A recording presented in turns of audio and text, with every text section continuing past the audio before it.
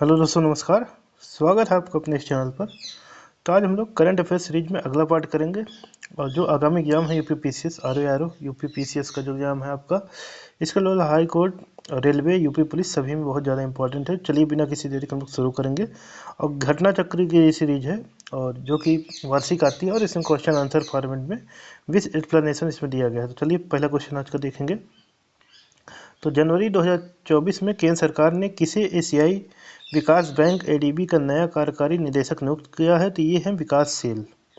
विकासशील के बारे में हम लोग जानते हैं। तो वरिष्ठ आईएएस अधिकारी हैं, चर्चा में क्यों है? जनवरी 2024 में केंद्र सरकार द्वारा एशियाई विकास बैंक के नए कार्यकारी निदेशक नियुक्त हुए हैं और कार्यकाल इनका कितना है? 3 वर्ष तक का है।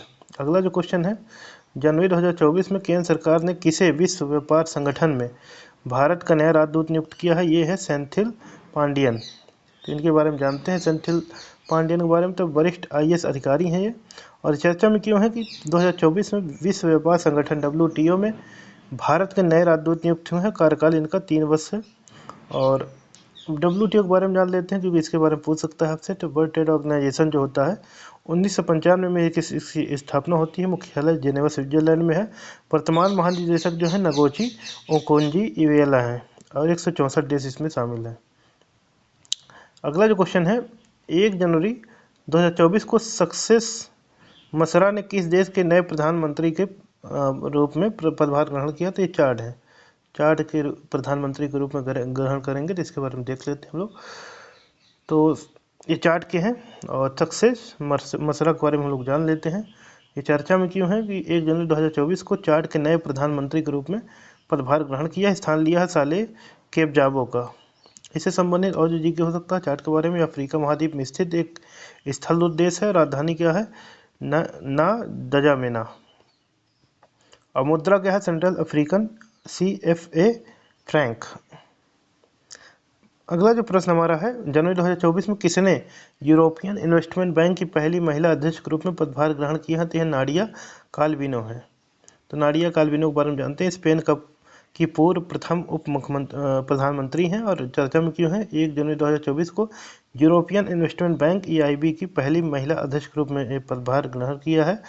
वर्ष 2021 में 21 से 23 तक स्पेन की प्रथम उप प्रधानमंत्री रहीं और इस पद पर उन्होंने वेर्नर होयर का स्थान लिया था। इससे संबंधित और जी का हो सकता है, यूरोपियन बैंक जो है यह यूरोपीय संघ का निवेश बैंक है। इसका स्वामी 27 सदस्य देशों के पास है। यह विश्व का सबसे बड़ा बहुपक्षीय वित्तीय संस्थान है। इसकी स्थापना 1958 में हुई और मुख्यालय है लग्जमबर्ग में। 1 जनवरी 2024 को फेलिक्स सेकेडी दूसरी बार किस देश के नए राष्ट्रपति चुने गए हैं? तो ये कहाँ के हैं? ये हैं कांगो लोकतांत्रिक गणराज्य के। इनके बारे में जानते हैं। तो फेलिक्स सीसेकेडी जो हैं चर्चा में क्यों है? 1 जनवरी 2024 को दूसरी बार कांगो लोकतांत्रिक गणराज्य के राष्ट्रपति चुने गए हैं। पहली बार वह 2019 में इस देश के राष्ट्रपति बने थे। इससे संबंधित और ये हो सकता है कांगो लोकतांत्रिक गणराज्य के बारे में। यह एक मध्य अफ्रीकी देश है। कांगो जो लोकतांत्रिक गणराज्य है। राजधानी क्या है इसकी? किंशासा है। मुद्रा क्या है? कांगोलीज फ्रैंक है। अगला जो क्वेश्चन है, दिसंबर 2023 में भारतीय मूल के किस व्यक्ति को ब्रिटिश ब्रॉडकास्टिंग कॉरपोरेशन BBC के नए प्रमुख के रूप में ब्रिटेन सरकार का अधिमान उम्मीदवार घोषित किया? ये हैं डॉक्टर समीर शाह। तो डॉक्टर समीर शाह के बारे में जानते हैं। भारतीय मूल के मीडिया एग्जीक्यूटिव हैं। चर्चा में क्यों है? दिसंबर 2023 में BBC के नए प्रमुख के रूप में ब्रिटेन सरकार के अधिमान उम्मीदवार घोषित हुए हैं और इस पद पर वह रिचर्ड शार्प का स्थान लेंगे। BBC के बारे में बात करें तो यह एक ब्रिटिश सार्वजनिक सेवा प्रसारक है। स्थापना इसकी 1922 में है। मुख्यालय लंदन UK में है। दिसंबर 2023 में कौन बॉम्बे स्टॉक एक्सचेंज BSE के नए अध्यक्ष बने हैं? तो प्रमोद अग्रवाल बने हैं। प्रमोद अग्रवाल के बारे में हम लोग जानते हैं। तो कोल इंडिया लिमिटेड के पूर्व अध्यक्ष हैं। और चर्चा में क्यों है? दिसंबर 2023 में BSE के अध्यक्ष नियुक्त हुए हैं और भारतीय प्रतिभूति और विनिमय बोर्ड जो सेबी हमारा है, उन्हें इनकी नियुक्ति को अपनी मंजूरी प्रदान की। उनका जो कार्यकाल रहेगा 17 जनवरी 2024 से प्रभावी हुआ है और SS मुंद्रा का स्थान लेंगे, ये ध्यान रखना। अगला जो क्वेश्चन हमारा रहेगा तो क्या है? BSE के बारे में हम लोग जानेंगे। BSE क्या है? तो BSE जो है एशिया का पहला स्टॉक एक्सचेंज है। स्थापना इसकी 1875 में। मुख्यालय कहाँ है BSE का? मुंबई में है। हाल ही में शेख अल जाबेर अल सबा ने किस देश के नए अमीर शासक के रूप में पदभार संभाला है? तो यह है कुवैत। तो कुवैत के हैं शेख मसाल अहमद अल जाबेर अल सबा।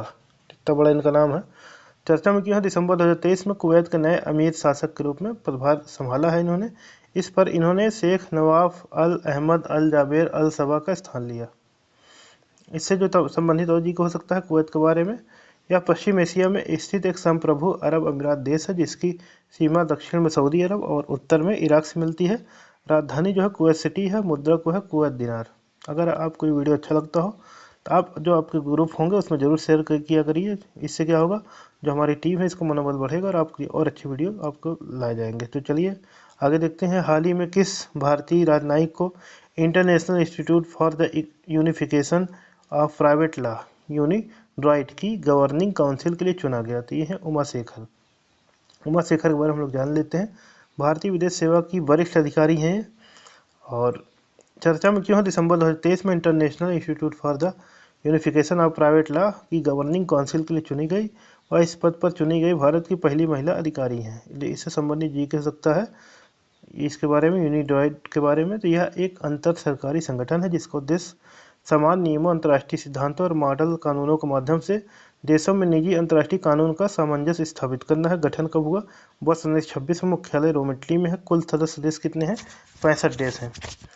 ये जो आपका क्लास है ये आपके जो आगामी एग्जाम है हाई कोर्ट, यूपीपीसीएस, आरओ और रेलवे हाई कोर्ट, जो भी यूपी पुलिस एग्जाम है, सभी के लिए बहुत ही ज़्यादा इंपॉर्टेंट है। और वीडियो आपको अगर अच्छा लगता हो तो आप लोग अपने ग्रुप में शेयर जरूर किया करें और चैनल को सब्सक्राइब जरूर करें, लाइक जरूर किया करें। अगर कोई समस्या समझ में आ रही हो तो आप लोग कमेंट कर सकते हैं। चलिए आज का वीडियो यहीं पिन करेंगे। तब तक के लिए धन्यवाद।